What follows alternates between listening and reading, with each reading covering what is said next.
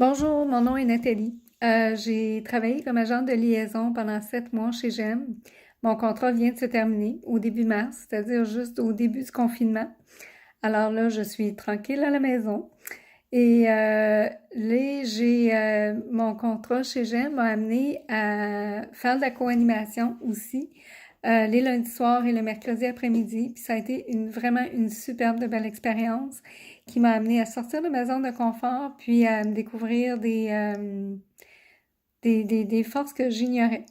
Alors là, j'ai la possibilité aussi de faire des capsules pour vous accompagner dans la période de confinement qui n'est pas nécessairement facile. Euh, Dans la capsule, dans le fond, le sujet de la capsule aujourd'hui, c'est les fameux mots anxiogènes, de faire attention aux mots et aux expressions anxiogènes. Je la présenterai pas je présenterai pas nécessairement les mêmes mots que ce qui est présenté généralement dans les trucs du groupe de soutien. Je vais plutôt parler d'expressions. Je vais vous enseigner comme une manière de reformuler positivement des expressions négatives qu'on utilise souvent couramment pour décrire une situation. Le but, c'est de vous amener justement à pouvoir modifier votre perception de la situation et votre état intérieur afin de vous propulser vers l'avant plutôt que de vous tirer vers l'arrière. Alors, je vais vous présenter d'abord une expression négative, la formulation négative, pour décrire une situation qui va être découragée, qui va plutôt nous amener à abdiquer, à lâcher prise, mais pas d'une façon positive, pour vous présenter une formulation positive, plus réaliste, de la même situation, mais qui va avoir l'effet plutôt de vous stimuler positivement et de vous encourager à aller de l'avant. Alors, pour vivre l'expérience vraiment, pour vraiment que vous soyez conscient de l'effet que ça fait à l'intérieur de vous, je vous invite à fermer vos yeux. Puis pour chacune des expressions, d'observer vos ressentis intérieurs que ça génère en vous lorsque la formulation est négative et lorsque la formulation est plus réaliste et positive. Alors, on commence. Une première expression négative qu'on entend souvent ou, des fois sous des formules différentes, c'est « la vie, c'est un combat ». Si moi, je me ferme les yeux, puis je me dis cette phrase-là intérieurement, je me sens comme en mode défensif, comme les poings sortis, je me sens des barricades, comme s'il faut que je lutte constamment, c'est dur. Par contre, si j'ai envie, je reformule ça d'une façon différente. Puis je le formule d'une façon plus réaliste et positive, puis je dis plutôt, la vie est une aventure. Intérieurement, l'effet que ça me fait, c'est pas du tout la même chose. Ça devient comme, il y a de la joie. J'ai le goût d'aller de l'avant. J'ai le goût d'expérimenter, de découvrir. Je le vivrai pas de la même façon. Alors, c'est ça transforme l'état intérieur puis notre perception de la vie. Fait que je vais vous donner comme une autre expression négative. On va y aller comme ça, négatif, positif, puis observez ce qui se passe à l'intérieur de vous. On peut souvent se dire une phrase, si seulement j'avais fait telle chose. Mais moi, si je dis cette phrase-là, on dirait que je ressens de la culpabilité, je ressens du regret, puis aussi comme j'ai plus de pouvoir, un sentiment d'impuissance. Comme quoi, c'est passé, maintenant, il faut que je subisse les conséquences des choix que j'ai faits. Ce qui n'est pas nécessairement faux, là. Parfois, il y a des choix qu'on a faits, puis vraiment, on doit assumer les conséquences. Par contre, comment on les vit, c'est une autre chose. Par contre, si j'en reviens à l'expression négative, si seulement j'avais fait telle chose, si on la reformule différemment, de dire, écoute, la prochaine fois que je vais me retrouver vis-à-vis de la même situation, je vais faire autrement ou je vais faire un choix différent. Moi, dans ce temps-là, premièrement, j'arrête de me culpabiliser. Je reconnais que, j'ai peut-être pas fait un bon choix, mais je dis, j'ai appris là-dedans, puis je me dis, ça me redonne aussi du pouvoir. Ça me redonne le pouvoir sur ma vie que je peux faire autrement.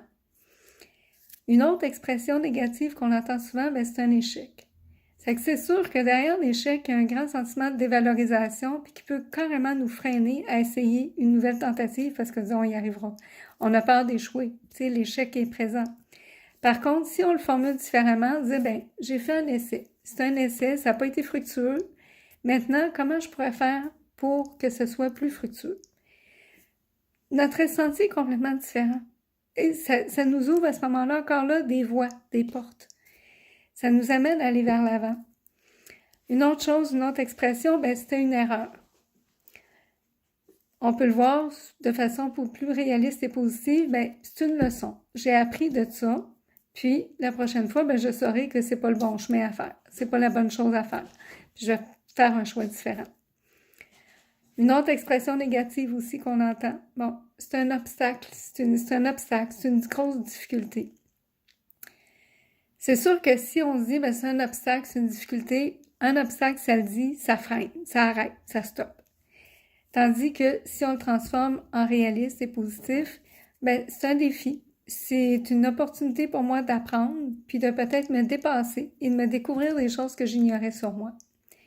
C'est que ça devient comme un jeu. Ça devient comme, ben, écoute, c'est un challenge, puis je vais essayer de le relever, puis je vais peut-être être capable de le relever. Fait que c'est ça. Une autre expression négative, on pourrait dire, ben, ça m'étonnerait que ça marche. Tu sais, quelque chose te propose une opportunité, peu importe, genre, je sais pas, ça m'étonnerait que ça marche. Ça m'étonnerait beaucoup que ça marche. Déjà, vous partez comme, vous n'avez même pas fait un pas en avant que déjà tu as le goût de reculer. Tu sais, ça te tente pas d'avancer. Par contre, si tu le transformes en réaliste et positif, tu peux te dire, ben, avec un peu de chance et de détermination, ben, ça pourrait peut-être marcher. C'est que là, déjà, ça nous ouvre une porte. Une autre expression négative que je vous invite à toujours ressentir à l'intérieur de vous, de voir qu'est-ce que ça résonne en vous. Souvent, on peut dire aussi, bon, mais je suis trop vieux ou je suis trop vieille pour ce type d'emploi-là. Exemple, on ne me prendra jamais. Mais c'est sûr qu'à ce moment, vous allez vous décourager, vous n'oserez même pas appliquer, vous ne ferez aucun appel, vous ne ferez aucune démarche, vous dites, regarde, si je suis trop vieux, vous vous découragez en partant. Vous abdiquez en partant. Par contre, si vous le transformez en réaliste et positif, ben, vous pouvez vous dire, ben, j'ai de l'expérience. Ah, c'est différent. C'est que là, à ce moment-là, l'employeur peut le voir différemment aussi. Il dit, ben, il verra pas le fait que vous êtes trop vieux. Il va voir, elle a de l'expérience. Tu sais, ça va être bien différent que d'engager quelqu'un qui sort d'école et qui n'a pas l'expérience. C'est que ça considéré, c'est que ça ouvre des portes, encore une fois.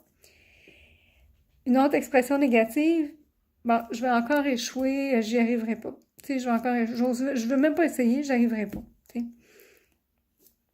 Si on le transforme en positif et réaliste, il faut le reformuler différemment, dire, ben, je me donne une nouvelle chance. J'ai appris de mes tentatives précédentes, puis je vais faire différemment cette fois-ci.